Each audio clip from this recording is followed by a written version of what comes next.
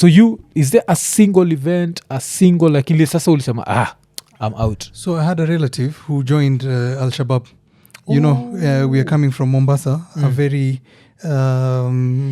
closed conservative society, and this was a relative that I really used to love. Yes. Now I'm in university. I think it's the time I'm getting news that my uncle has been killed in an airstrike.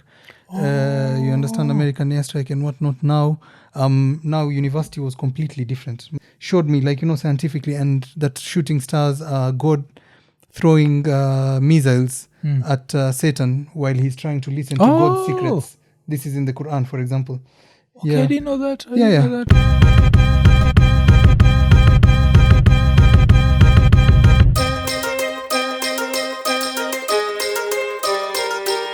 Iko Nini episode 526 tukisema like, subscribe, hit the notification button, tell a friend to tell a friend.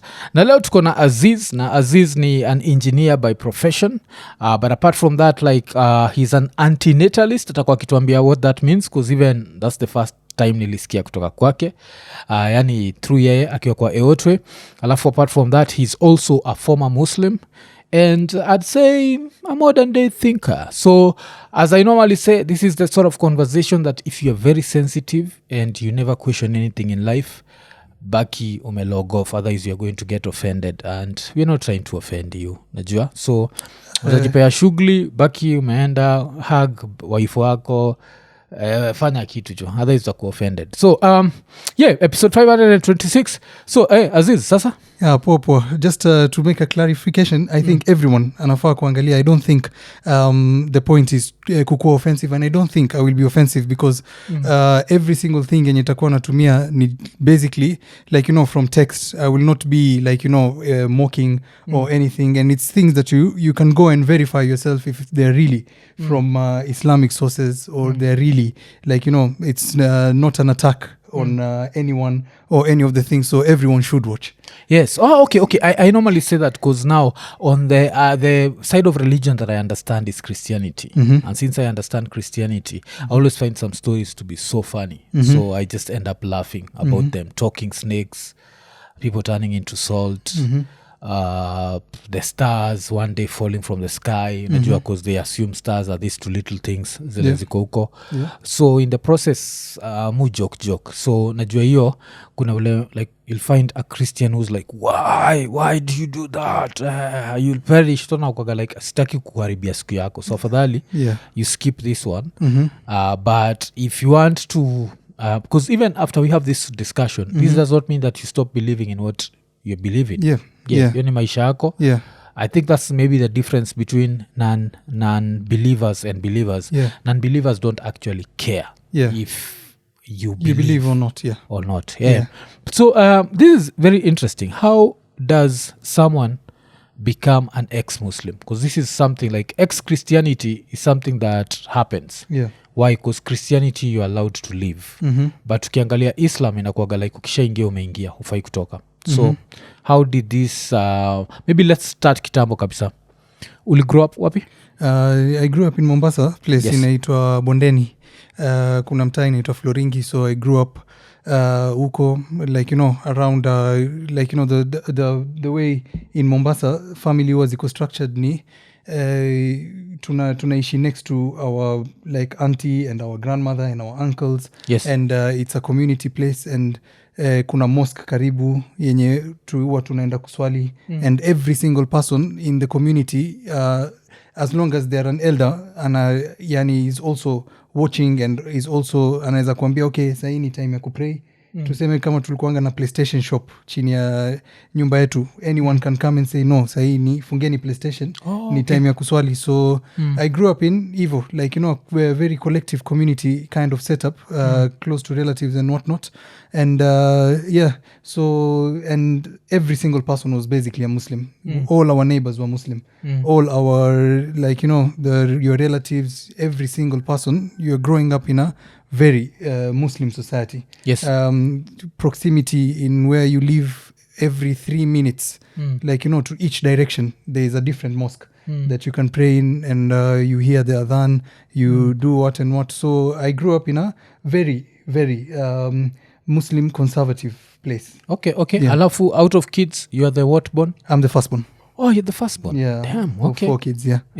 Yeah. And so how was that growing up in a Muslim household? How was a typical day, Apo? Is it when you're a child, at what point are you told you have to pray 5 times? You have to, like, that's taught to you at what age? Yeah, so like, all these things are said by, like, the Prophet has already said at X age, you need to tell your children to start praying. And that is the age of 7. And if they don't pray at the age of 10, you have to beat them into it. Like, that's actually a Prophet's hadith and saying, like, when you reach 10 years, prayer is a must to the point where you have to be beaten into it. So it was the same.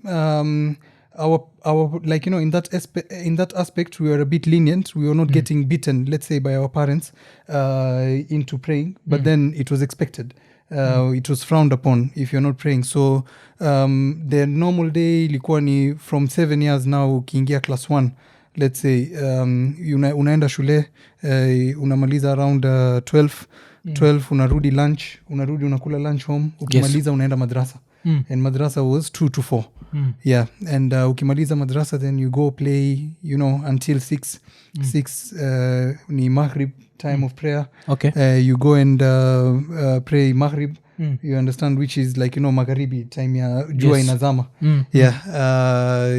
And after you pray, unangojea, then you pray there, and even in the morning we used to wake up. At 7 years. Yeah, no, from 7 years, it was now encouraged at 7 years. But once you reach, like, class 3, where umefika 10 years now, and you start also developing a self-sense of, this is the right thing to do. Yeah. Oh, okay. Yeah. And so if I was to also look at your household, how many girls are there? 1 girl. We are one one girl. Yeah. The youngest, Ama? No, the third. Like, it's me, my brother, then my sister, then my youngest brother. Yeah. So at what point does she have to start covering her hair? And so it's almost the same at around 7, 8 when a girl gets a period. That's when, like, now she becomes a woman. Girls get their period as like, sometimes 7 years, 8 years. So at around that time, but utaona kuwa most of the household make sure that watoto wao wanavaa hijab, let's say even 2 years, 3 years. Like, anytime they're going out, they make sure that their kid is in a hijab, not necessarily akifika, like, to womanhood. Like, so the practice is different, but normally it needs to be once they reach, like, age of puberty. Yeah. Okay. So you grew up in this very like Muslim community. Yeah. Unaendaga madrasa. So I'd want to understand, what do you learn in madrasa? In madrasa, you learn the Quran, but then not learning about the Quran. It's just memorizing the Quran, basically. Like, so they, like, that's what I really, tulikuwa tuna learn more about, like, the Quran in school. Yes. Like in IRE, how we used to get separated. I don't know if you had a mixed school. So ilikuwa IRE, CRE and HRE, where now Muslims in the time of religion classes, you go. That's where I was learning even more about the Quran, because that's in IRE they would teach you the translation of, like, the surahs and what they were teaching and whatnot. But in madrasa it was more of memorizing the Arabic text of the Quran. So that you can say it in prayer. And apart from that, we are also learning again in Arabic. There are those things which you are learning because of learning. Yes. Like, to memorize hadith and sirah. Sirah is the life of the Prophet. Hadith is the sayings of the Prophet. Fiqh, like, what is the good things and bad things. Like, akhlaq, like the good manners and whatnot. So there was that. Madrasa was more of how can I say, like, memorization. But school was a bit more of, there was a bit room of questioning and learning about. Okay. Yeah. Okay. And now in the house, how strict were your parents ikikam to hizi vitu? Because the reason I'm asking you is I grew up in a Christian home. Yes. And going to church was not a must. Like in other families, because like my wife was telling me, kwao, she could be allowed to miss school but never miss church. but mimi was never miss school but you can miss church. So yako ilikuwaje? My father was in the military, so even when he was coming, he was not as religious. I think my father got religious when he got sick, like, you know. Happens to the best of us. Yeah, and that's when he turned into religion. But before that, my father was not as religious, and neither was my mom. I would not say they were religious. Plus, they were not really part of our life because, like, you know, from 4th grade as well, I was doing swimming after Madrassa after Madrassa, I was going for swimming classes or karate classes. Like, you know, so I was always occupied. I would see my parents, let's say, sometimes not even when I wake up, because we would have a house help who would be the one taking us. Now, I would see my parent, let's say, at 8 p.m. for very little time because they were both working. My father sometimes not around. My mother was a teacher and whatnot. So they were not really implementing. But I was really getting the teachings, and I think... no, actually there was a period where now my father was, I think he had these phases where he would get a bit more religious and less religious. There were phases where when he gets religious, he used to take us, like, you know, and it's something that I really used to enjoy. Yes. Like, you know, waking up in the morning, going to Fajr prayer and whatnot, to the point where when he stopped, I continued myself. Oh, yeah. Okay. Yeah. So you'd say that kwa your household it was more of a cultural identity than ile true devout. Hardline. Yes. No, I would say it was a mix of both. Like, you know, a mix of both. Because as I was telling you, at that time, maybe my father was not as much, but my uncle who was living at the lowest floor was consistently. Yes. So even if my father wasn't, my uncle would take that role and not maybe go to my father, but then, like, you know, as a community who you can still like, you know, you as an uncle have an authority to correct your brother's children. Like, you know, he used to be here. He used to come and tell us, no, close the PlayStation right now. It's time for prayer, for example, when it was not my father. So so it was hardline in that way. Like, you know, the community as well. There's always one who is more of a zealot who will come and tell you. Okay. I love to also give people stories of, like, when I was 11 years old, I was still religious, which makes sense. If you're 11, believing in a talking snake is very easy. So I used to write kwa papers zangu. Like, when I finished a paper, I'd write up, God bless this paper. I've told people this story. So what are like some of the most interesting memories you have, either positive or negative, you are practicing Islam as a young person or as a young kid? No, as a young person, I really think that I completely believed. You have to understand, like, you know, all the influences were there. Like, you know, I was really believing. I was really, like, for example, there's a night of power in Ramadan, like, you know, which God has concealed. He's not saying exactly which night it is, and tells you, pray for the last 10 days of Ramadan every single night. And one day, it will be that where I'm going to reward you for anything that you ask. So I was really someone who was looking forward into, like, you know, getting that night. I was really trying to self-memorize, you understand? Even though the Madrassa, I used to hate Madrassa, basically because they used to beat us into it. Like, you know, Madrassa had a lot of beating.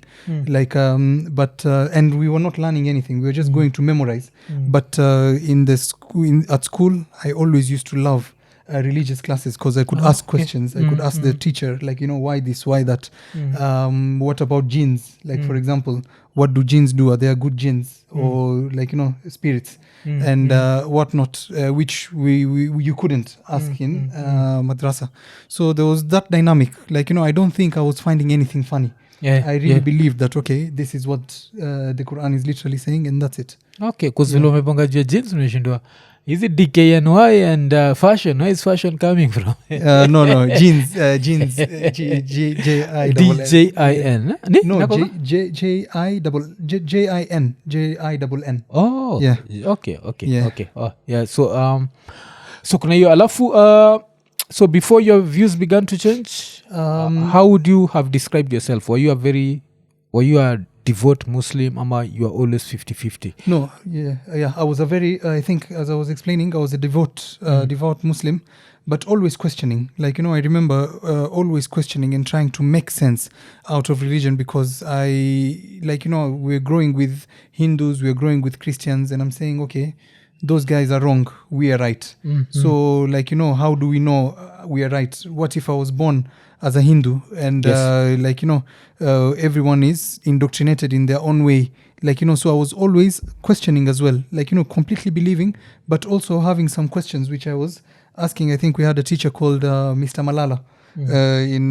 I think he passed away in 7th, 8th grade, our religious teacher. Yes. I used to love his subjects, because his lessons, because we could ask, and we used to ask a lot of questions, and that was my favorite part.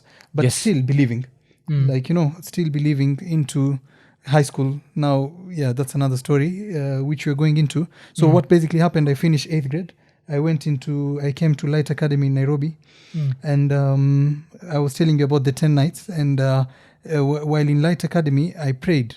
There was a Ramadan, and I was really praying. Light Academy, we were paying a bit more school fees. Yes, I always felt for my parents, and said, I really want a scholarship, because I am so, the last 10 days of Ramadan, I remember this was my only prayer, that I want a scholarship. And funny enough, I think it was in August, if I'm not mistaken, September, October, I get a scholarship.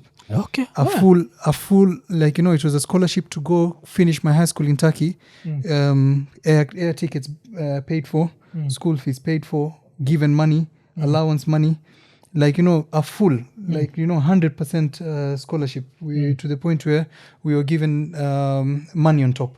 So, yeah. That should have made you a believer kabisa, but I guess tutaponga jio badai. But now what I'm trying to understand, hii scholarship ulipata nini? Were you good in Islamic studies ama ulipata because you're just good in studies, like everything, all subjects? No, it had nothing to do with studies. So basically, Light Academy is a cult. Like, people don't know, but then Light Academy is a cult. They had a leader called Fethullah Gulen, who, that was the leader who was in the US, who was banned from Turkey, Yes. who went into the US, and they had who had exiled himself from Turkey. And anyways, they had opened schools in every single place in the world. And their thing was, to go into a place, get the most powerful or the most smart or the smartest people there. And I don't know if you know how Opus Day works.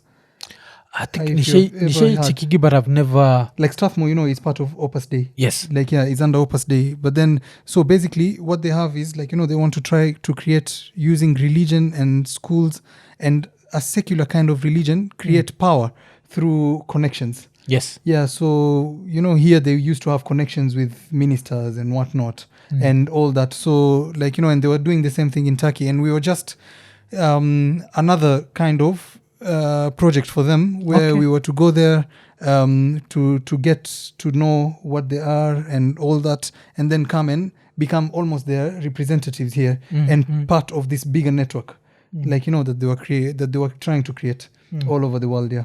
Oh, okay.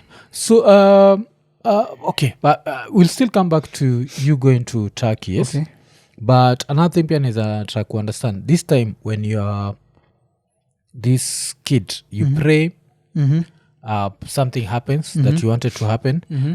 Did you always feel like a connection to God? Yeah, and actually that is now when I came and on my journey of debunking Islam, the last thing that I was really holding on to was that prayer. I was saying, how come? How This come worked. I prayed and it literally worked? You understand? And that was the thing that was literally holding me back to the religion.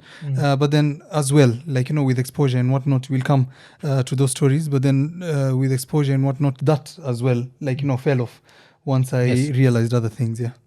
Alafu, any aspects because I always call prayers rituals, some religions, the things that we do, they are rituals. Like, were there any rituals, teachings, any that you found to be so beautiful that maybe saa zingine wo miss, bcause kama my wife always jokes that she still loves even gospel music till now. Yeah. So I'm the one who got her to walk away from religion, but yusemaga like gospel music bado yupenda sana mpaka utapata yani because it's just beautiful music. You is there anything ulikuwa unapenda sana ile? No, I'd say like, while in Islam I loved every single thing. I loved listening to the beautiful recitation of the Quran at in the Ramadan at night.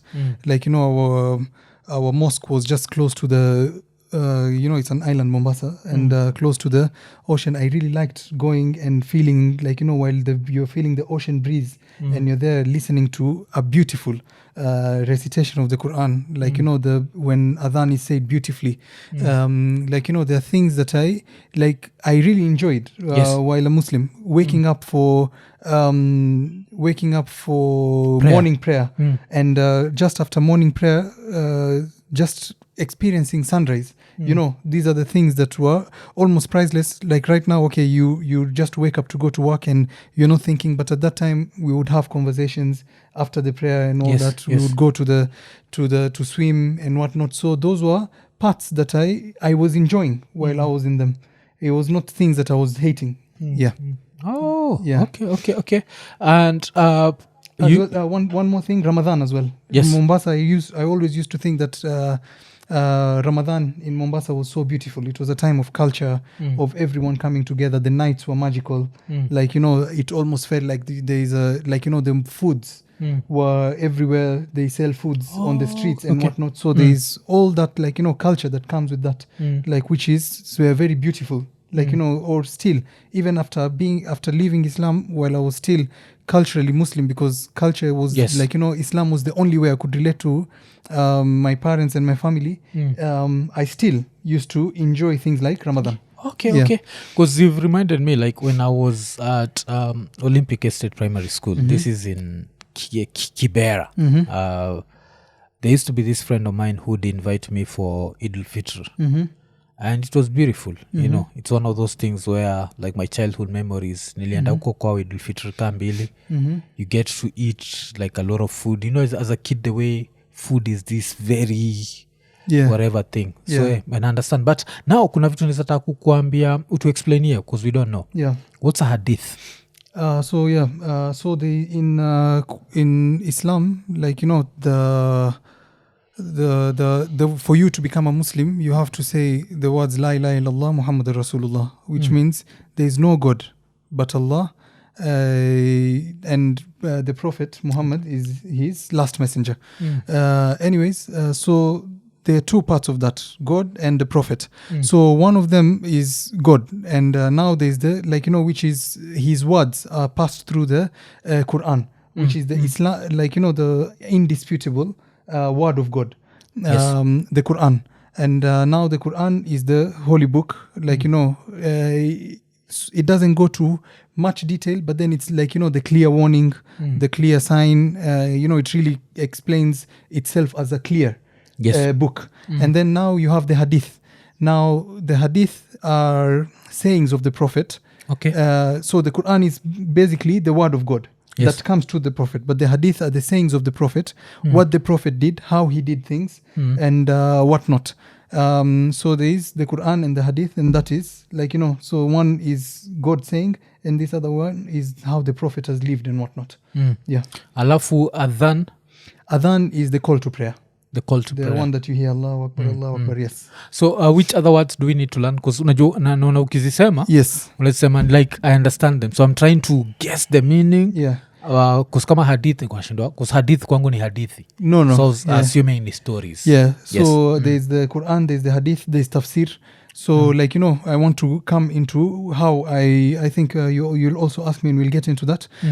But it's good to give the explanations for interpretation. Interpretation. So the Quran is the holy book, the hadith is the way of life of the Prophet, and then the tafsir is the the interpretation of the holy book. And tafsir uses both the Quran and the hadith to explain, because like you normally have an ayah which in itself you might not understand what it means. Now you might need more than just reading it, and you might need, why did this revelation come and what purpose was it for, what was the revelation before, or what was the hadith that backs this interpretation.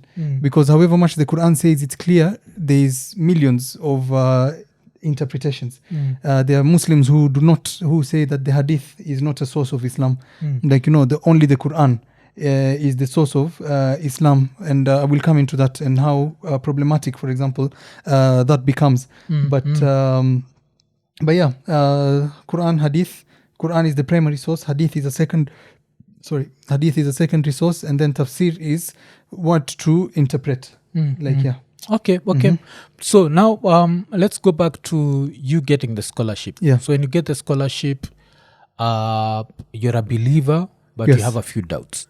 I am a believer, but I'm questioning and looking to confirm my bias. I'm not questioning to try and get out of the religion. I'm thinking like, no, God must have answers for these questions. And if you ask me which questions were there, is like, why did God create more philosophical kind of questions. Why did God create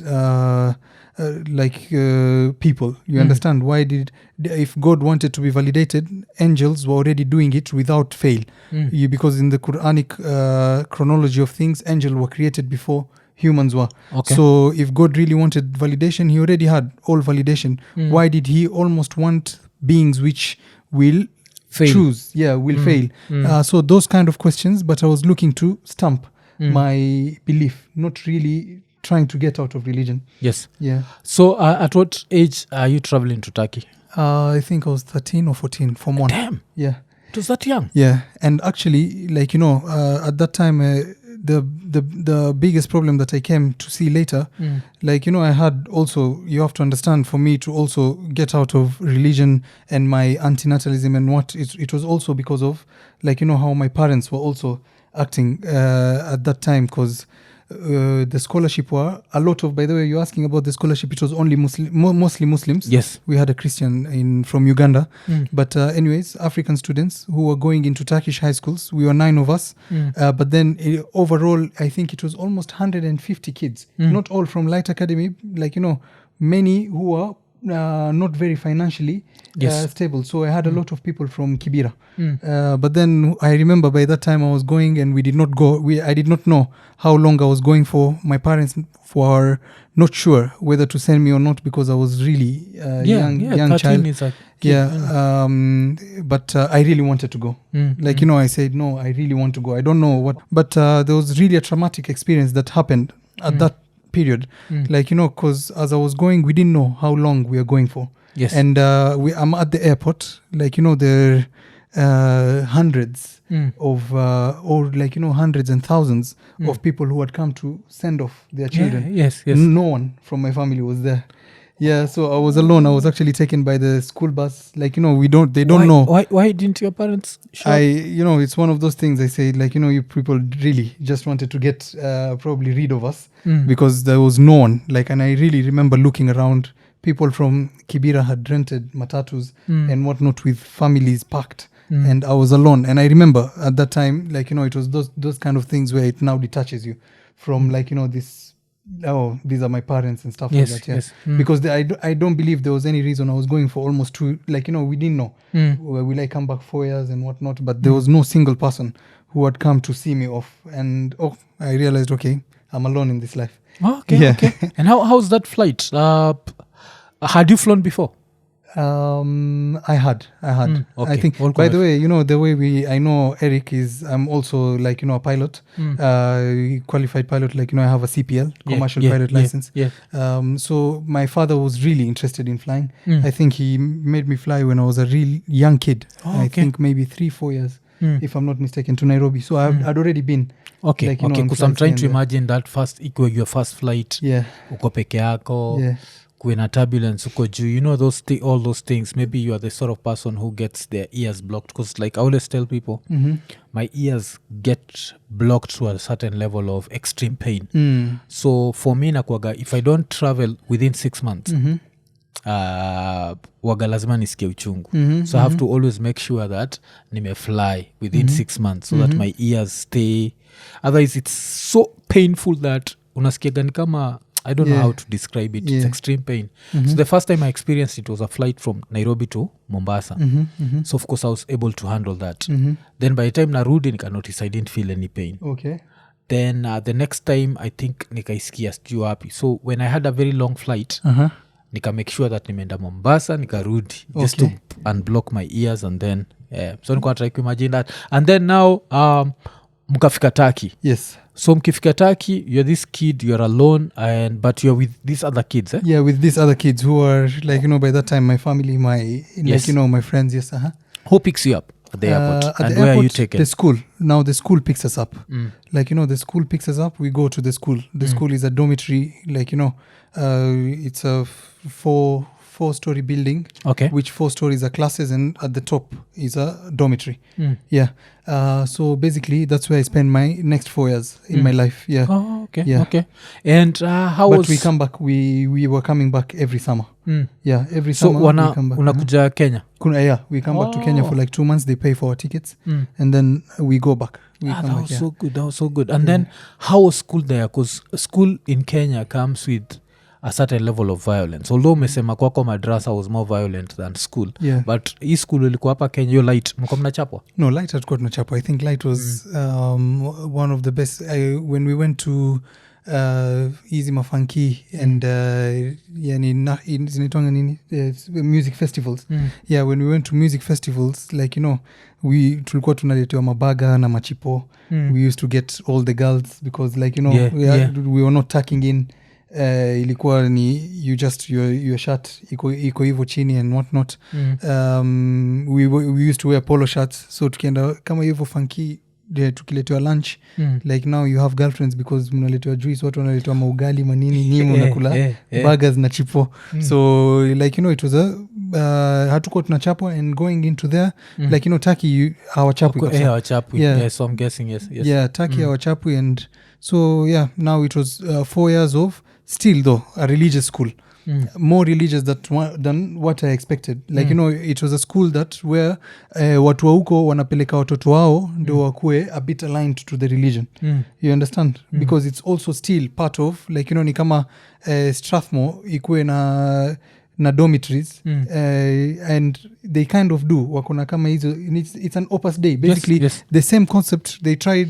Fetullah, or they call them Feto, they tried to copy paste, like, you know, what Opus Dei has. In terms of creating influence, giving university students and what scholarships, like, you know, expecting that they will go into, like, you know, be lawyers and whatnot, but then still having that connection of them and getting control into institutions. Yeah. Just by the way, like, you know, when I was going to Turkey, I think there are some, you know, I think my parents walikuwa wanajaribu kuchukua counsel from other family members, and they were saying no, because there was examples of people going to Turkey and becoming and leaving the religion basically. When I was in Light Academy, there was a guy called Combo who had come back from Turkey, and they were actually coming back from a completely, like, you know, in Turkey there are different kind of schools. There are science schools, high schools, there are social studies high schools, and then there's one called Imam Hatip, which is a religious high school. I was not in a religious high school per se, but he was coming from a religious high school, having come atheist, and I was really looking at him and saying, no, this will not happen to me because I understand what the religion is. And actually, like, I did not leave my religion until my second year of university. Yes, but anyways, we'll come to that. But it was not the high school that made me irreligious. Okay. Because one thing I'd want to know is being different. Like, musemaga humans are naturally tribal. So mkifika Turkey, you are these, in quotes, black kids. Yes. So what used to happen? Was there any form of discrimination? Was there any form will find the society to be very receptive to foreigners? Yeah, I think the latter. I think Turkey is very receptive to black people mostly. Like, there's always incidents of like, a few here and there, but like tulikuwa in a city called Mersin, which is not Istanbul or anything. It was a city which by that time had literally no black people. Yes. Si ndo tulikuwa like, the first black people. So tunaweza enda, ilikuwa tunaenda any place tukienda, we are the celebrities. Everyone wants to take pictures with us, is inviting us to their homes to come and eat and whatnot. Like, they just need people they were seeing on the TV, and now they are in contact with black people. And we would go to weddings, and the weddings would stop. Now we would be there. The main event. Yeah, the main event. Like, this... everyone wanted their kid to take pictures with us. So I would not say there was any kind of like, racism per se. It was more of like, reception. Yeah. Okay. Yeah. So you do... and what sort of education system is there? Because now that's another thing. Umetoka from KCSE, KCPE type of education. Yeah. What happens there? Like, is there an exam? Is there a Form 4s? Is there a Form 4? Like, vile ulitoka, because ulisema ulikuwa 13. Yeah. So vile ulitoka 13, ulienda straight to high school. Yeah. So high school umeingia, is it Form 1? What is it called? Grade? So huko ni almost the same. Like, the system is almost the same. 844. Like, and so by that time, tumeingia tumetoka high school, tumeingia, we did not even lose any year. Because, the only difference was, our calendar was January to December. Theirs was summer to summer. So spring to summer. I mean, but anyways, so tunaingia, and they just integrated us into the system by the time tukimaliza Form 1. But now that's the thing, I did not do, yani sikusoma anything in high school. Yes. Zero. Like, because what used to happen, this people just kwa sababu wanasema, okay, we have to learn language without losing a year. The first year we are learning language, but wanatuandikia grades. Like, wanatuandikia grades into our sciences and physics and chemistry. Tunaandikiwa 80, 90. The school is writing for us without actually learning anything about hizo vitu. Yeah. And this continued 2nd, 3rd, 4th. And so basically my transcript really, like, sikuwa nasoma anything. And now to fill my time, all yenye nilikuwa nafanya sasa, nilikuwa tu nachukua my newspapers. Like, nilikuwa nasoma newspapers from the first page ya politics and like, breaking news to the last page ya sports na kina Aquarius na nani wanasema nini, all those things nilikuwa nazisoma like every single day. I would finish a whole newspaper from the beginning to the end, because like, otherwise I have so much time in my hands, and the only thing yenye tulikuwa tuna actually study was math. Yeah, it was math. Okay. Math, actually only math. Yeah, because math is a universal language. Okay, so nasema during high school you didn't lose your religion? Yes. No, I didn't lose my religion. And I was still like, part of mi ndo ilikuwa naambia my friends at that time, my 9 friends wenye tulikuwa tunakaa nao every single time, sometimes stop listening to music. Watu wanafuta, they used to listen to me, wanafuta all their hard disks of music, and trying to tell them like, praying is the right way. Naamka bado usiku kujaribu kuswali, like, kuna prayer inaitwa tahajjud, which is the most important. They tell you God is the closest to earth. You understand? And he's accepting prayers at 3 a.m. So at that time, like, still I'm religious. Every time I come back home, summer, it was always like Ramadan. I still take my cousins to pray and whatnot. But that time, sasa, my prayers start changing. Now what happened in Turkey and not in is those questions. Unajua, ukikuwa in Mombasa kuna hizo questions I was telling you, the philosophical questions. Yes. You are told don't ask. You understand? I was asking to confirm my bias, but you're told don't ask. Yes. And now in Turkey, because unlike Kenya, unlike the Muslims in Kenya, Turkish Muslims have gone through a completely different kind of religious pressures and whatnot. Yeah. So they're really influenced by the European thinking. Like, they're just next to Greece. Yes. Greek were like, philosophers and whatnot. There was the French who were really influential in their military and the way of thinking as the Ottoman Empire was falling. They have a guy called Ataturk, like, the father of Turks, mwenye ndo alipata independence now from the Europeans and whatnot when they were trying to get them, who completely abolished religion. So religion was really something that was being thought about, asked questions. But at that time now, I was able to ask those questions and actually get people who answered. Okay. Yeah. And not shushed away from and saying, oh, now you ask those questions. Ulikuwa nauliza ukiwa seko? Yeah.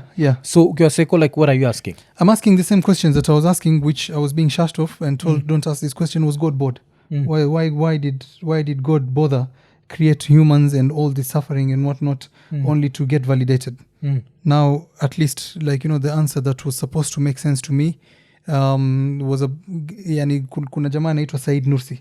Yes. Yeah, who was imprisoned, a Muslim cleric who was imprisoned because Turkey was also giving a lot of pressure onto Muslims and Islam, which I really think is the real wrong way. And many Arab countries were doing the same thing until the Arab Spring.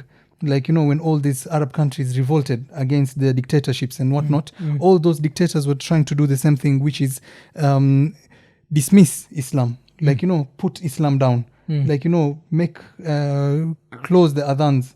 Like, make it like trying and that's really the wrong way of going about Islam. I think like that Islam should be kept open the books, ask the questions, you understand, bring the Muslims on the table, ask the questions, what about this morally and whatnot. But all these they suppressed, and what happened in the Arab Spring is that all these dictatorships were taken away and Islam immediately repressed, because what they did for the longest time is close the mouths of the actual believers.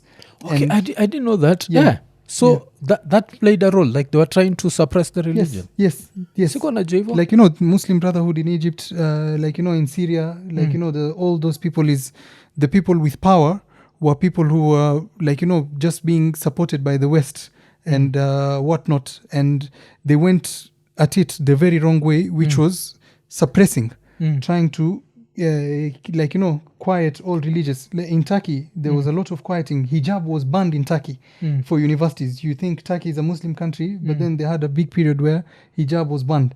But what happens when you do this is you put it underground. It builds more and whatnot. And when it erupts now, for example, Turkey has chosen for consistently a very Islamic prime minister right now in Erdogan. And immediately in Egypt, the guy who came after Hosni Mubarak, Muhammad Morsi was the Muslim Brotherhood, and so Tunisia, and so Syria, and the rise of ISIS and whatnot. So they really went to it the wrong way, which is trying to silence Islam. Try to silence it. But I really believe that you should really open it, because it's a book that says it's the truth. Open it, and I believe you can find all the problems with it, and any logical person will come to a conclusion that this is either wrong or is right, and we need to live that way. But suppressing it is the wrong thing. Okay. Na kila mtu agana like that catalyst ama something that starts to get you away from religion. Yes. So yako, was it a single event or a gradual process? Because for me, sijui kaita kusaidia now to understand what I mean. For me, it was two things. Music. So I used to listen to a lot of rap. And there's this group called Dead Prez. So Dead Prez had this thing where they say a man made God out of ignorance and fear. Because if God made man, then why would he put us here? Then anabonga juu the suffering and the what and the what. So there was that. So the first time I heard this, my heart starts beating. Because I'm like, how dare you question? Because this is something that I'd known since I was a child. Because me, I started questioning at around 20. Nacheki, me nilianza late. Because maybe ulianza earlier than me. So your time hurting a bit, pa. Then now I go to stand-up comedians, and I'd hear stand-up comedians make these jokes about God. I'm like, why? You're not afraid of being struck with lightning? So with that, I just started moving away. Then kuna there was the ones who were saying that why should I as a black man worship a white god, because Christianity there's always the white image of God. People deny it, but it's there. Well, on that, while you were seeing that, were you hearing of, for example, people like Muhammad Ali and Malcolm X who are tackling that and saying that, okay, this is why Christianity is wrong and Islam was right? No. Okay. I'd be lying to say that nilikuwa nasikiza kina Muhammad Ali and mi ilikuwaga like I was strictly just listening to, because I really loved music. That's even vile bonga juu ya ku delete hard disks. I'm like, damn, because I grew up on reggae. And then at some point nikapenda hip hop. Najua. So those are the two genres of music that I really love. And they have the element of black identity. You're a black man in a white man's world. Blah blah blah. So with that nilianza kuequation pole pole. Then zile stories maybe pia life, the things I'd seen in life.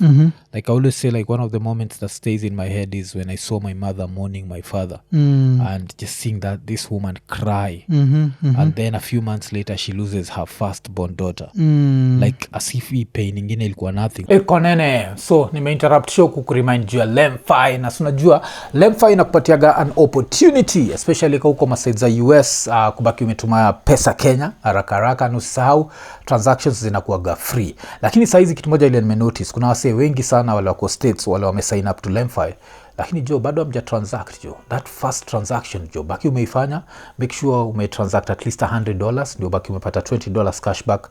Alafu pia sisi kama iko Nini tubaki tumepata $20 from your deal. Alafu pia usisahau kuwa saa hizi jo Lemfi inakupatia an opportunity ya kutuma pesa Kenya, lakini kama uko US and you need support, and pia unaweza baki umetumiwa pesa from Kenya to the US through Lemfi. Alafu pia mkiwa masite za States, na nyinyi wote wawili mko na Lemfi, mzabaki umetumia na pesa. Unajua si lazima mtumie ile nyingine sijui ya huko.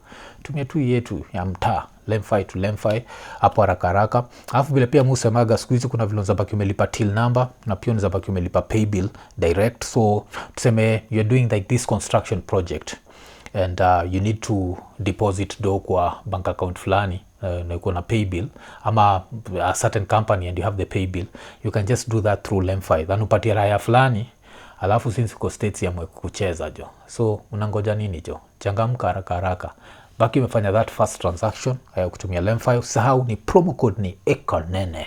Your promo code ya EKONENE ndio inakupatia $20 cashback on your first transaction. Lemfi, international payments for everyone. Wacha turudi kwa show. So it was a very gradual process, and also very fast, because I'd say like at 20 in a question, by 21 you go like, I'm out. This doesn't work for me. So right now I'd say I've been an atheist for 24 years. Okay. And yes, it's been a very smooth journey for me. Have you? I think Eric asked me this. Have you ever looked back? No, I never looked back. Especially when I started understanding concepts kama evolution. And then I think the most powerful statement kwa nishaisikia scientists say is the universe is under no obligation to make sense to you. And another thing that scientists say, that the way we look at stuff is so that our brain can process it. But even like saizi vile nakuangalia hivi, in the reality, whatever I'm seeing is not what's happening. Because I can see you're wearing like a beige, but that's just the light reflecting into my eyes. But in real sense, ile kitu naona si. So like with that comes where when you're looking at science and you hear that the world is round, it's a sphere. Then kuna watu wako like, there are people who are upside down. No, that's your interpretation. It's your interpretation telling you that since this is round, na kuna watu wako juu, we uko hapa chini ukiwa upside down. But in reality, that's your interpretation. That's not how the universe works. So nilikuwa na hizi question. So the more I started understanding science, the more I was like, let me just walk away from this. This makes no sense. Then I looked at other societies that are less religious. You look at the Japans of this world and the Chinas of this world, and you see countries that are not religious but are very like there's no corruption, there's no what. You come to Kenya and you look at Muslim counties, Christian counties, and corruption is the same all over. So mi yangu ilikuwa very gradual but very fast. So is there a single event, like ile sasa ulisema I'm out. So I had a relative who joined Al-Shabaab. You know, we are coming from Mombasa, a very closed conservative society, and this was a relative that I really used to love. You know, he's someone who I spent so much time with. He also used to listen to reggae. He always, and then he got married, and they were not having kids and whatnot. And he was the person still, I was saying, who was coming to tell us, okay, it's the time to close the PlayStation. And I saw him change into religion, and I was receptive of it because now he's doing the right thing as well. And we used to go pray together and whatnot. I think I was also probably his favorite, nephew and whatnot. But then I think because of life challenges and whatnot, we have a lot of radicalization in Mombasa. And the radicalization is, listen, you guys, the main problem why Mombasa is a filth. Because I really believe, someone coming from Mombasa, lots of pedophiles, lots of crazy things going on, drugs and whatnot. I really dislike, Mombasa in the way it is, pedophiles, which everyone knows they're pedophiles, but then everyone is still greeting and whatnot. Anyways, so this made me shook me a bit and said, okay, I have this person who is going what the recruitment is you guys are really not living in a Muslim society, which is true. Yes. Which is true. We're really not living Islamically, because if you're living Islamically, all these problems will not have happened. So many people think people just get radicalized because of this and this, but then there's a lot of economic issues, a lot of so I think at that time they left with the wife, went because Somalia. What they're promised is that they're promised you're going to live in an actual Islamic place where there's jobs for everyone, there's housing for everyone. We the Islamic, if Sharia is implemented the way it's supposed to be, yes, it's a very beautiful thing. You understand? And that time, but I was also seeing the attacks that these people are doing and stuff like that. And now it was for me it was two worlds that are how can my beloved uncle be part of this? So I really need to get to the bottom. Which attack are you looking at? Westgate, Garissa? No, by that time I don't remember exactly when I'm going back which attacks they were, but Beketoni. All those attacks. By that time I was still going to Turkey, because I went to Turkey around 2011 to 2015. Yes. Yeah, that was my high school, I think. In between. Now yes, those so attacks are happening. Westgate happened. Yeah. Yes, Westgate happened in 2013. Yes. Yeah. So I'm asking myself, did he really go to the real Islam, or did he go to the wrong Islam? So I say, okay, I really need to read. You understand about Islam and understand it for myself, because the imams at my mosque are saying those guys are the wrong Islam and we are the right Islam. I don't know if you understand. So I said, okay, there are so many conflicting opinions. Yes. Let me read Islam for myself, because this is what will take me to heaven or hell. I start reading about Islam, and I think that was the catalyst. But then once I go deep into Islam, immediately I read about Islam, and I'm like, you have the ayahs of whoever kills one person is he's killed the whole humanity, whoever. But then that's normally actually just a half of the ayah. When you go and read the other ayah, it's it's just a condition that it gives and goes ahead and tell you how you can kill someone and stuff like that. Yeah. But anyways, to explain you in detail. I don't understand. No, so basically, so there were your party, whoever kills. Because I've heard it when there's a terrorist attack. Yeah. I've had Muslim leaders come out and say that the Nini says when whoever kills one kills a whole Nini. But then at the end of the day, that same ayah is not the whole ayah. It's just the what's first an ayah is a verse. A verse, yeah. Okay. Whoever killed, just let me check which one it is. Whoever killed.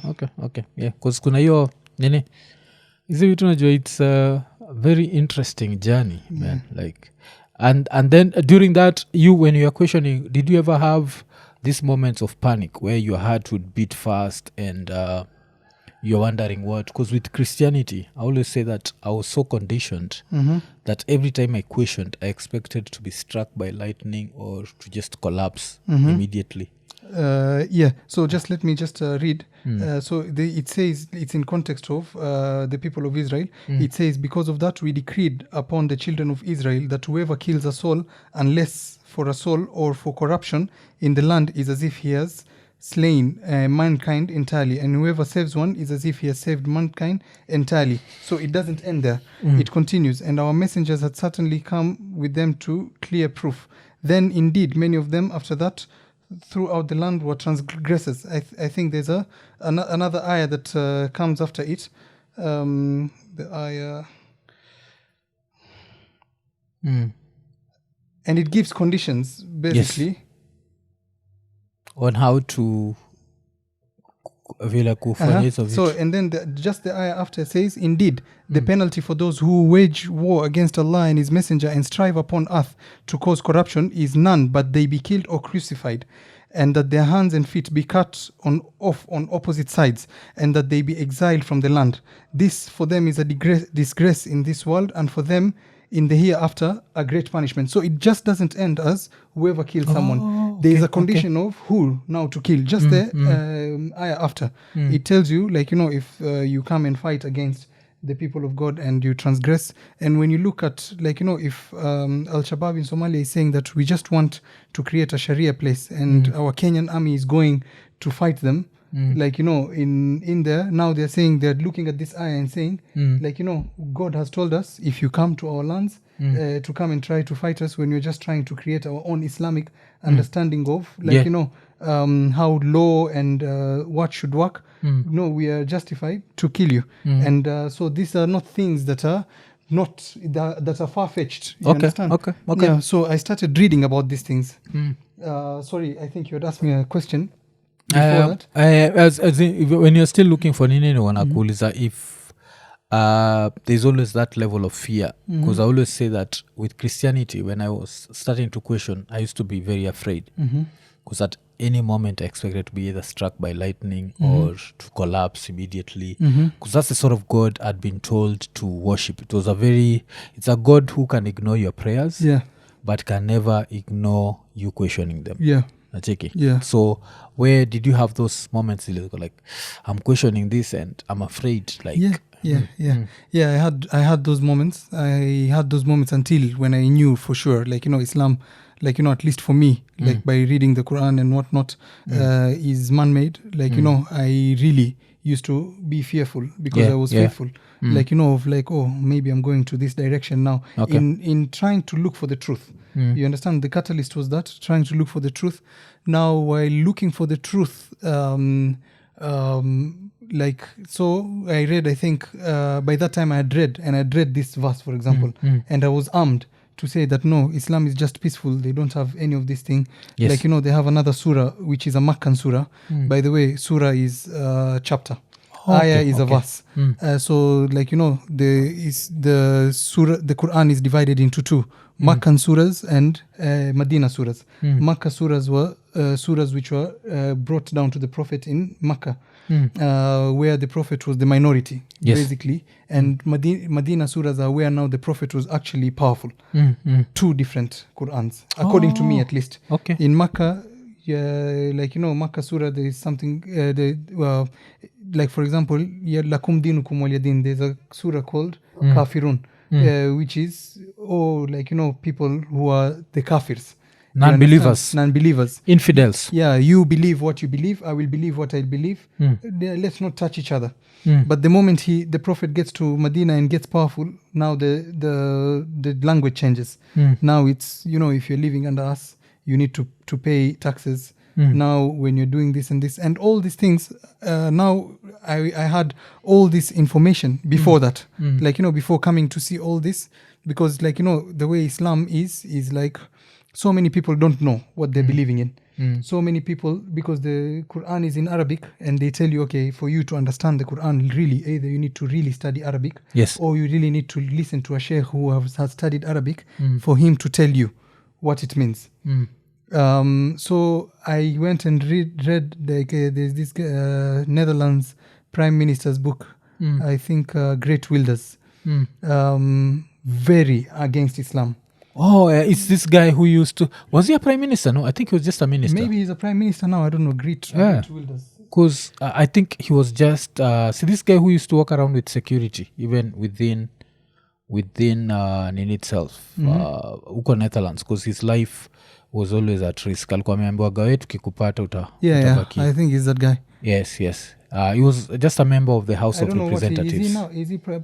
What is he now? Yes, it's this guy. Yes, just a member of the House of Nini. He never rose to...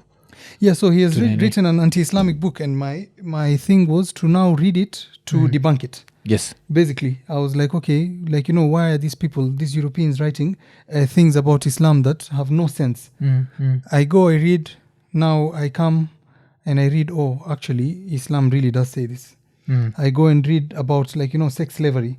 Yes. Islam really accepts sex slavery, and it's in the Quran. I go and read about slavery. You can find that the Prophet owned slaves and never abolished slaves. You understand? Owned actually black slaves at that as well. You understand? And then I go and read, okay, there was this there's story. race imekwa? Race, yeah. There's a hadith that, Zanzibar, the word Zanzibar is coming from Zanj. Zanj is the thing of a black slave. The meaning of a black person, black slave.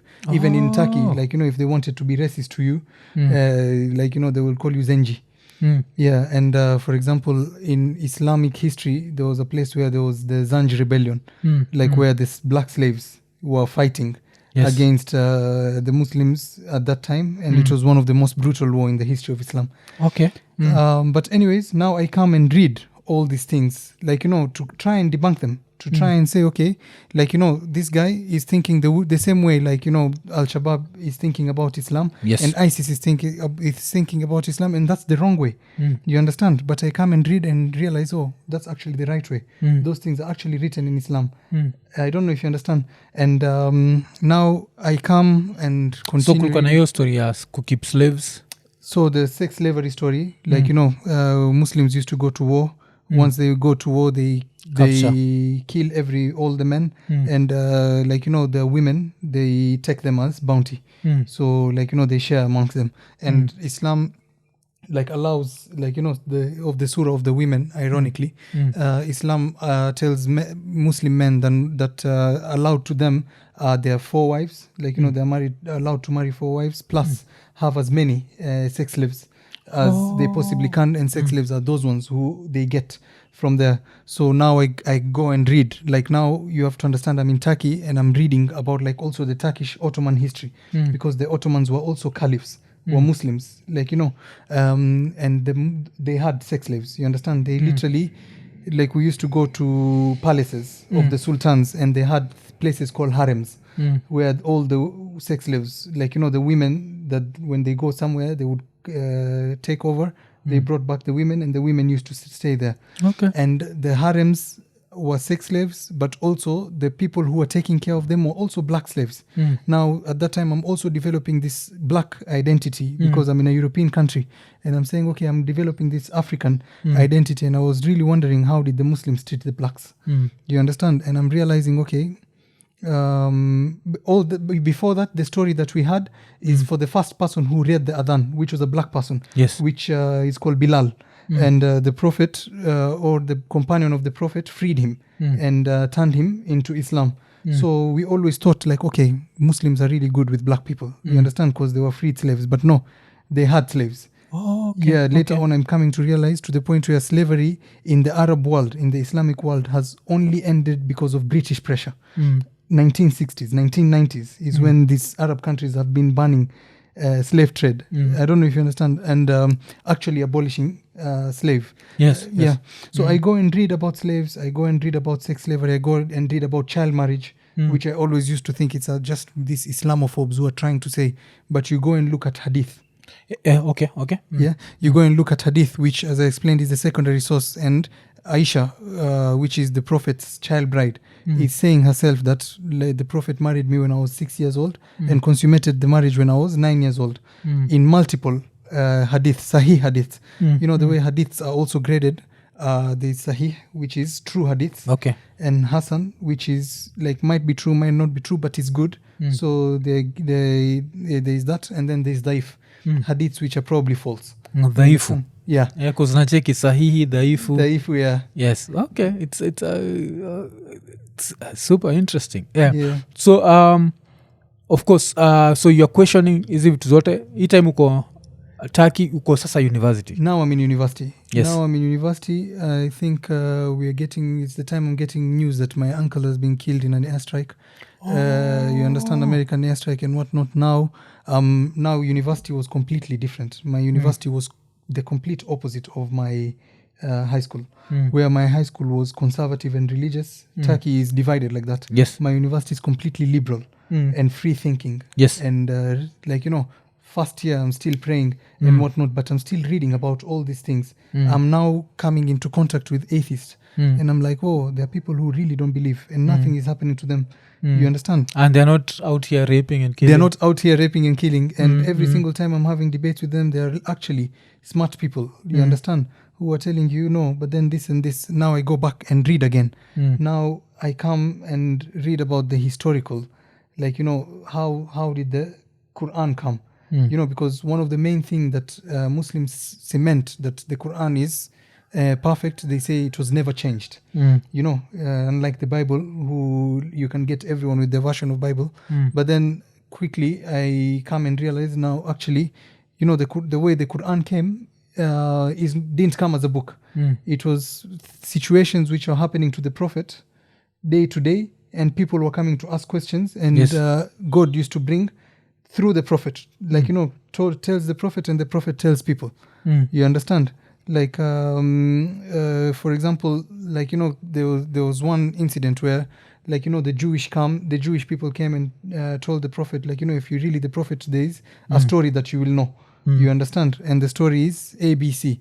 And then the Prophet comes and says, okay, this and this and this is the answer. I will actually come into that. But one, for example, thing that really now started making me say, okay, there is some problem that I'm finding was the Prophet's marriage to his adopted son's wife. So what's happening? So I'm going into details by this time. Great Wilders is telling me all these things, like, in his book. I'm going to verify if they're true or not. I'm finding a lot of them are true. Like, and the funny thing is the way that Islamophobes and Muslim extremists view the religion is the same. Is literally what the Quran is saying. Oh, okay. Now all these other Muslims that you have who are telling you, no, hijab is not a must, this and this is not, who are trying to soften, are what both of them are calling hypocrites. And which I believe as well, the Quran in Baqarah, verse number 11 to 15, are also calling them hypocrites because they're trying to reform the Quran. And even the I think verse 11 in Baqarah, the Quran is really saying that, these are people who are trying to reform the word of God. Yes. Word of God cannot be reformed. That's what the so-called extremists and Islamophobes are saying that if the Quran is saying this, it's clear. You trying to come and reform and saying, oh, that happened only in history. When you ask about sex slaves, they'll tell you, oh, it's no longer, it was in context of that time. But when ISIS came to rule, they said sex slavery was never abolished. And they were taking Yazidi women, like, even Boko Haram still take and they say sex when you slaves. go and they show you in the Quran, it's there, and nowhere in the Quran or Hadith has it been abolished. So, like, either they are the ones who are right. Like, when you come to Islam, is not, and the evidence is that they are the ones who are right. But the reformists are now trying to say it's only according to the context, but it cannot be according to the context when the Prophet did it. The Prophet, they normally say, okay, the Prophet encouraged giving away, freeing slaves. The Prophet only encouraged freeing Muslim slaves, like, when you go and read about it, but then did, traded slaves. If he really wanted to finish slavery, end slavery, he would not have partaken in trading slaves. For example, there's a hadith that someone had converted, a slave had converted into Islam and came to the Prophet. And the slave owner, came to the Prophet and said, what do you mean? This is my slave, my ownership. You understand? And the Prophet told him, okay, what I'll do is I'll give you 2 black slaves in exchange for this one.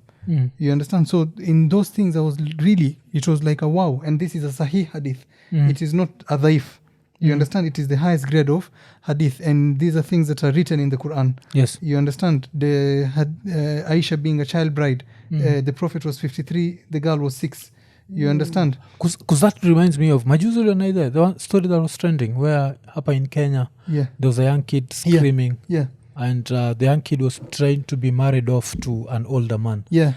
And I was looking at it now as someone who's I think Nini sikuzi term inatumika kwa sheng ni kushiriki. As someone who's engaged in sex, I'm looking at that and I'm like, how would you look at a kid as a wife? Yeah. It makes no sense to me. And the worst thing about that video was the woman trying to convince the kid to get married. Unakumbuka? Yeah. And they're looking at it, they're like, damn. Yeah. And the only thing that can protect that kid from early marriage is the laws of Kenya. Yeah.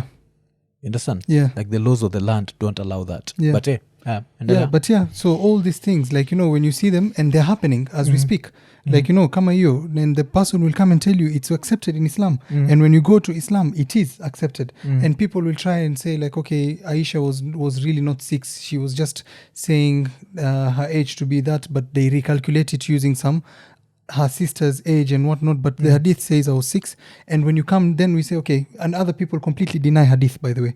Because the problem with hadith is that they were written 300 years after or they were verified 300 years after the Prophet's death. So there's a lot of, like you said, he said, like those are generations after generations. Valid, like, because how can you know which one is true 300 years when there's no information, like, that is stamped. But the Quran, now when you go to look at the Quran, Surah Talaq, verse number 4, like this is the surah on divorce, Talaka. Verse number 4, it talks about 3 categories of women and how much their waiting period is after being divorced. Yes. And I think the first one is just a free a woman, and the second one is a woman who is pregnant, and the third one is a woman who has not yet reached menstruation. So if there's a verse that is explaining to you how you can divorce a woman who has not yet reached menstruation, it means it's a child. So, like, and the reformist Muslims, which even the Quran talks about, and even, like, the Quran calls munafiqun, try and change words of the Quran and try and change and try and romanticize it, which in itself is a way of, like, religion dying, because now you're trying to say that, oh, God does not know, I know better. Yes. And this is how you can change. But that's when we're coming back to extremists.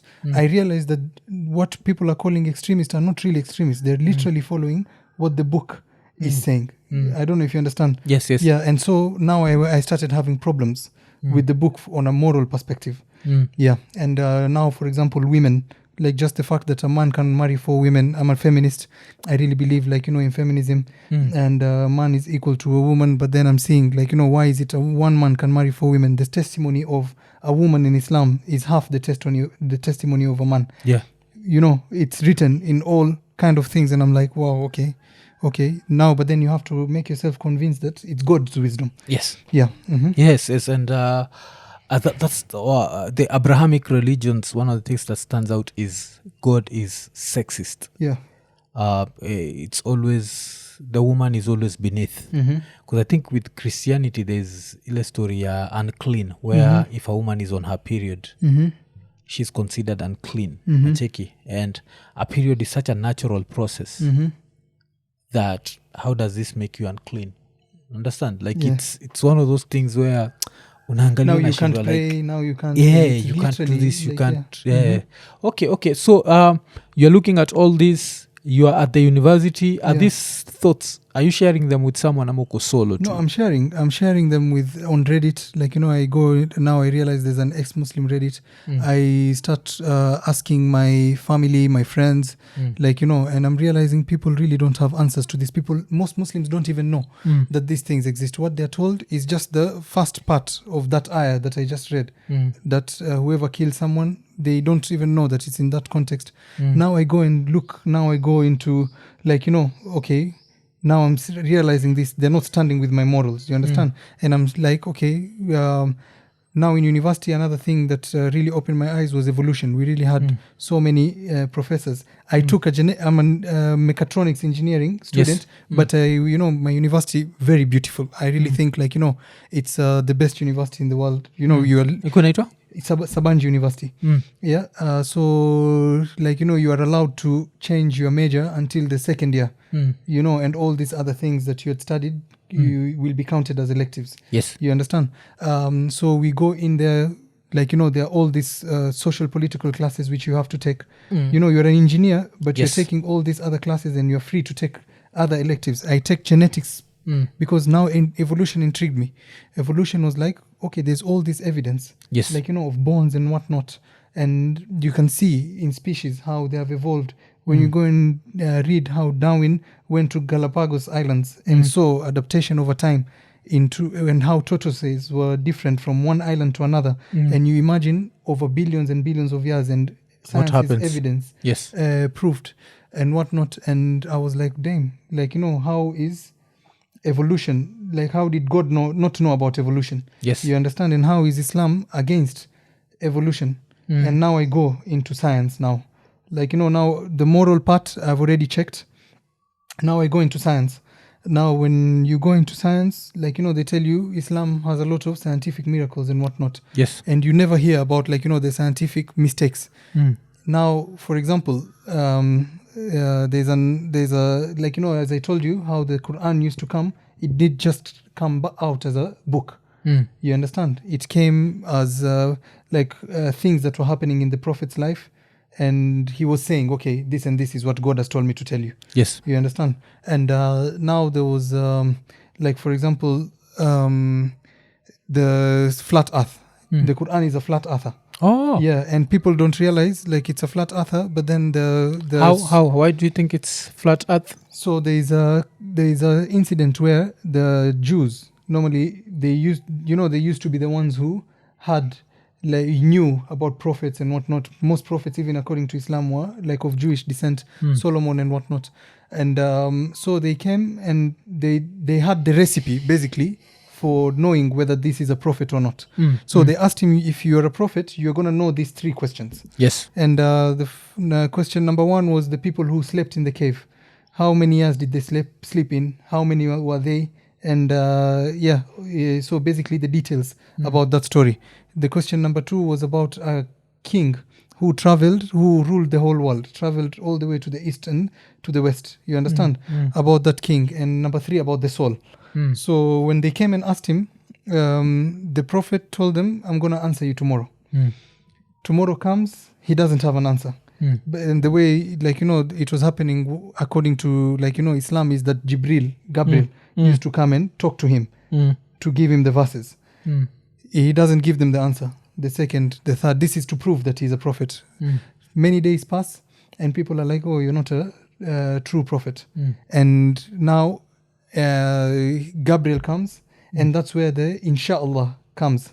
God willing. That God was so angry at him that he promised these people tomorrow without saying God willing. You understand? Yeah. So it was a lesson to him. Anyways, he comes, and in that now when Gabriel brings the message from God, it's a whole surah. Now in that surah it says, the first, it does not give an answer. If you read the surah, it says, some people say 300. This is God speaking. People are asking the prophet, how many years did they sleep? And how many were they?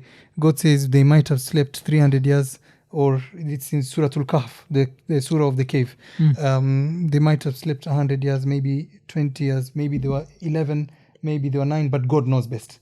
So he doesn't, God is, you're being asked to answer. And then on the story of Dhul-Qarnayn, which people normally think is Alexander the Great, because Dhul-Qarnayn means the person with 2 horns. And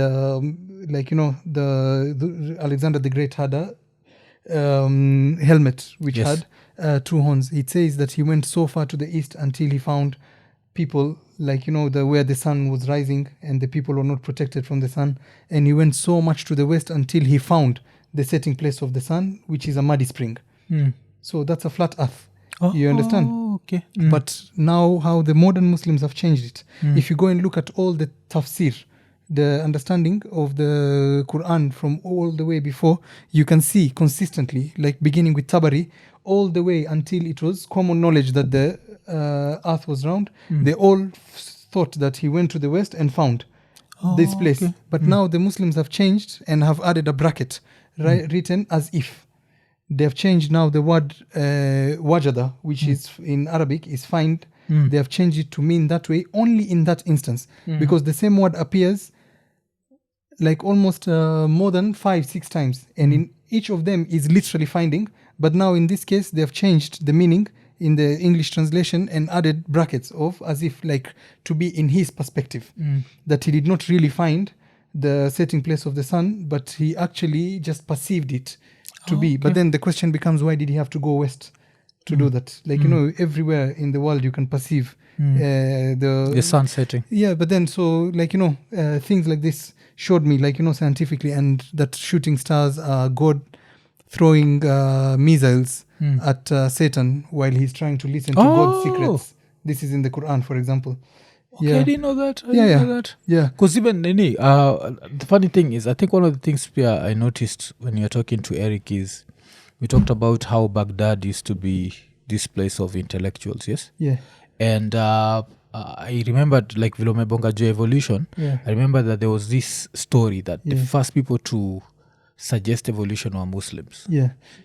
Shacheki, lilikuwa like several Muslim scholars including Al-Jahiz in the 19th century and Nasir ad-Din Tusi 13th century presented ideas related to evolution and natural selection before Charles Darwin. Yeah. Sindio? Yeah. So I think kulikuwa na moja Al-Jahiz, the 19th century polymath's work, particularly his Kitab Al-Hayawan, the book of animals, is considered a significant precursor to evolutionary thought.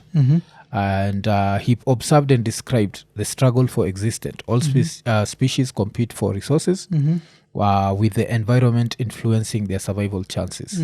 Environmental factors. He recognized how the environment shapes the characteristics of plants and animals. Then transformation of species. Al-Jahiz even suggested a limited form of common descent, proposing that canines like dogs, wolves, and foxes evolved from a common ancestor, a concept he termed al-misk, kitu kama hiyo. Then kulikuwa na al-Nasir ad-Din Tusi, the 13th century Persian scholar, over 600 years before Darwin. Pia alikuwa ni spiritual and material perfection na pia universal progression. He suggested that elements first transformed into minerals, then plants followed, then animals, and eventually humans, indicating a form of progressive development. See, like the way tukiangalia the way the earth formed through scientific lenses, we know that we started from single-celled, two-celled, then multi-celled. Yes. And this was back in the days when Baghdad was Baghdad, when Baghdad used to be the hub the of golden age of science, in Islam. Yes, because Islam, kwa watu wajuagi, Islam is what gave us, what's it called, like photography, Algebra. anything, alchemist, algebra, Chemistry, yes. Kulikuwa na hizo vitu zote zilitoka. Algorithm. Yes. So brought up all this stuff, and then at some point ikakuwa, yeah, because now science, when you continue going with science, now you realize that, okay, the earth, Galileo, like, you know, in Christian, once he realized, like, you know, when he was saying the earth was round, they literally wanted to kill him. Same yes. later on with Islam, because now it was going against the teachings. So when we come to science, like, you know, and like, you know, they will tell you miracles of Islam, for example, is how did the Quran know about embryology? You know, all that time, that, and how the process of the formation of a child, you know, from a fetus and whatnot. But when you go and read, like, you see that Galen, a Greek like, you know, scientist, way before the Quran was written, had given the same exact description of how the embryology forms. And you're like, okay, if there's any miracle, then Galen was someone to follow. Now the modern embryology says all of them are wrong, both of them are wrong. And now Islam, as always, they will change words to say, okay, the word thumma does not mean one thing after the other. It means simultaneously. The same thing happens with Christianity. The same thing happens with Christianity where you're trying to catch up.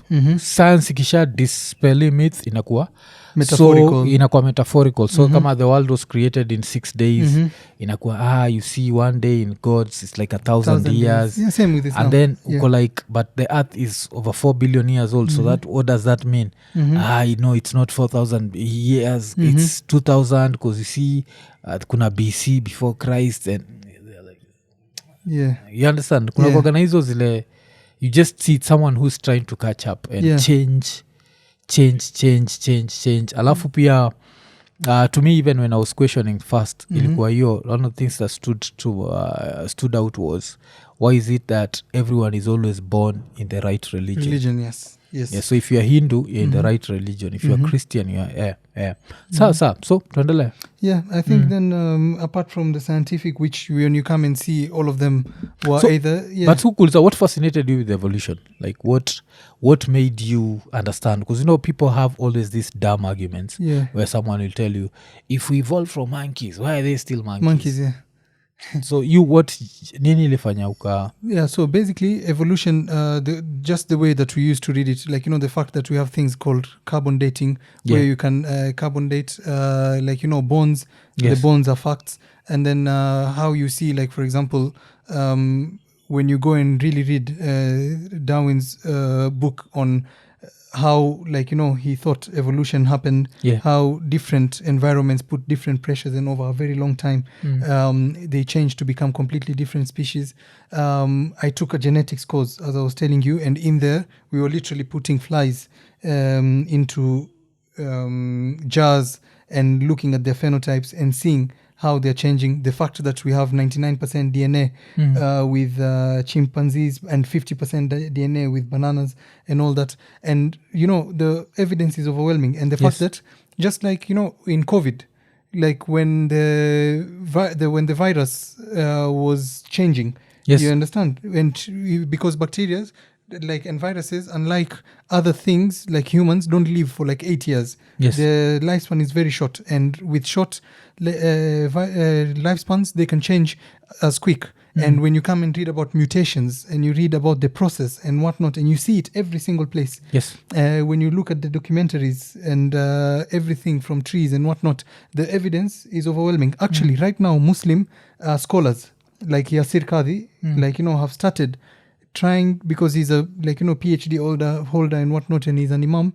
He's trying to teach the Muslims that the today's evolution is just like the Islamic old or the Christian old. The earth revolves around the sun. You understand? At that time, people were also refusing. You understand? But then, if religion is to stay relevant, you cannot go against science. Science is the truth. You understand? So it's testable and whatnot. When something is coming against, he is now trying to marry Islam with evolution. You understand? Which is the thing that Muslims will eventually have to do. But Muslims, when they're denying it and whatnot, they're not knowing that they're just the same people who are denying that the earth is the one that rotates around the sun. Yes. But the funny thing is, even when you say Muslims, I say Christians, because Christians have the same. Like if you tell them, or they'll have that argument of why do monkeys still exist? They'll be no. We share a common ancestor. The same way, I was reading about an African country. There's an African country that has no, I don't know what, like that. Saizi, the tortoise in that country have had to evolve. Sasa zikule nyama.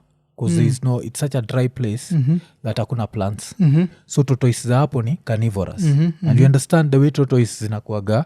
So it shows you how there's all these things happening in nature and you can see them. And for me, I always joke about the fact that we believe we were given dominion over everything. So we believe we are not even animals. Tukienda kwa planet Animalia in a science class and humans are put there, people are like, no, we are not animals. But I always say, enter a cage with a lion and you'll find out you're an animal. Because it's going to eat you the same way it's going to eat a rat. The same way it's going to eat a cat. It's like inakutreat kama mnyama, like any other animal. The fact that you think you have dominion That's, remember when you were talking about interpretation, where you interpret the world in the way that you want to interpret it. So since we are intelligent, we assume we are somehow special. Yes. But we are not. And and actually, like, science being the truth, it's a very good thing that, it's the one thing that can unite us, not only as the human species, but also with animals and trees, and live in harmony, to understand, because all these religions are coming to be divisions, you understand, and telling you are special, all the other people are others. But once, like, you understand that we are the same as apes, we're just the same as gorillas. The only difference that we have is our brains have evolved more for us to realize that we are alive. Otherwise, we are doing the same exact thing. We are trying to not be eaten, trying to eat and pass our genes. Like, that's literally the meaning of life. There's no, like, when you look at fish and trees and whatnot, everything is doing the same thing, trying to live, trying to pass, not be eaten, trying to pass their genes. It's just like, a struggle of the gene to try and self-replicate. Kuzata vile umebonga juu ya self-replicate imefanya nikafikiria.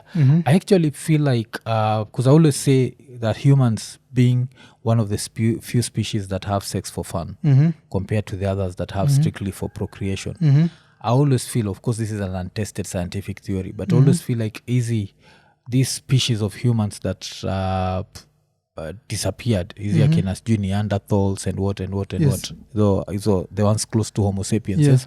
I always feel some of them must have had a situation whereby they did not have sex for fun.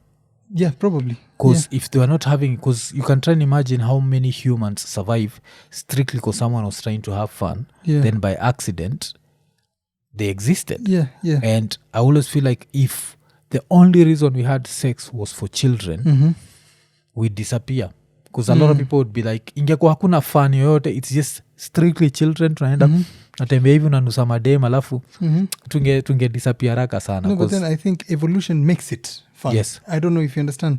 Like, evolution, like, almost like, has a pressure to make it fun as well. So maybe you're not doing it to have children, but because evolution has made it fun, like, you end up having children. So that's what I'm saying, like we end up having kids by accident, because try and imagine if the only reason we had sex we didn't enjoy it, ingekuwa kama animals that it's I understand. Ingekuwa zile za apparently for a cat is very traumatic for the female cat. Ingekuwa like I'm not having this thing, but the fact that it's fun, utakuwa hapo umeendata bila kuplan kupata mtoi, unapata mtoi. Alafu now we start thinking about it and we love it, because we are the only species that I think even we have to walk around covering our genitals, because every time we see tunataka. Lajizi animals zingine zinanasikiwa uchi na zinapitana tu.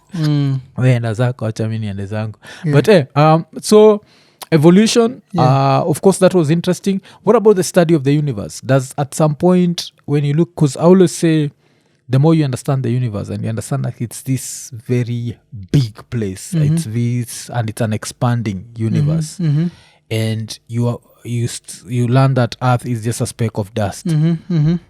It makes you realize that if Earth is a speck of dust in this very vast universe, then the God that we've created makes no sense, because there's no way anyone would be worried about a speck of dust and be like, in this speck of dust, I want you to do this, I want you to do this, I want you to always praise me, I want to, because humans created a very needy God, and this God always has to be lazima asifiwe. So did you look at the universe? Did that play a role?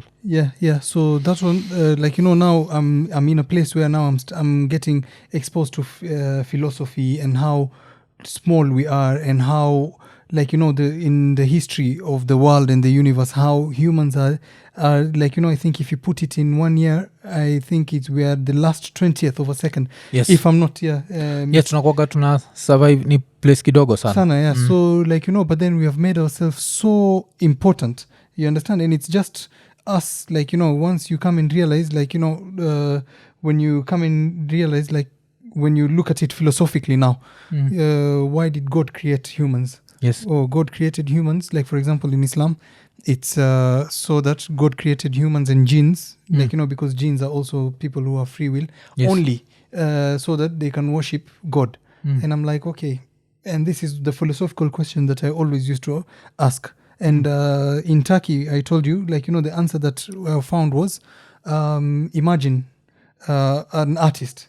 Yes. And an artist draws a painting, and there's no one to praise the painting. Yes. Will this artist? And I was like, no, I'm not accepting this as an answer.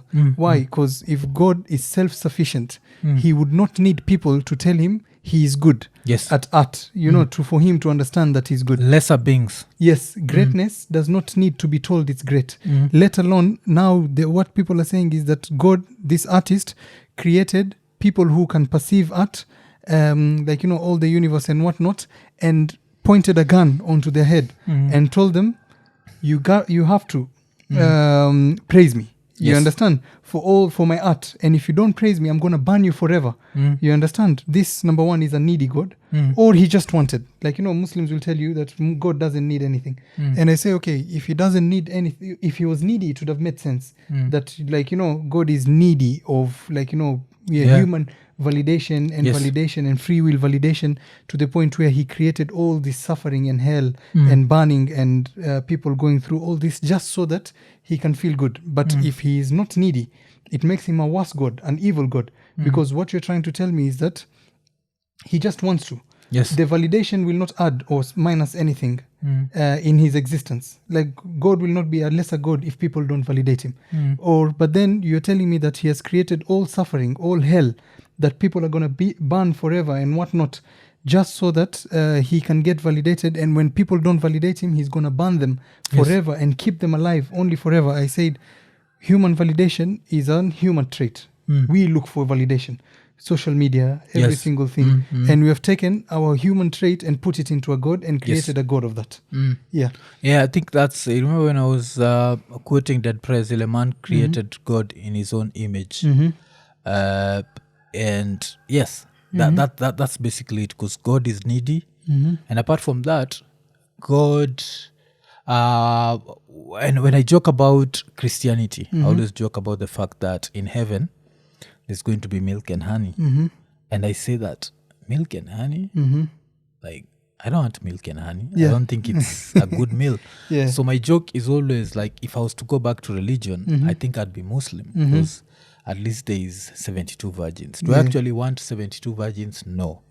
But do I actually enjoy sex? Yes.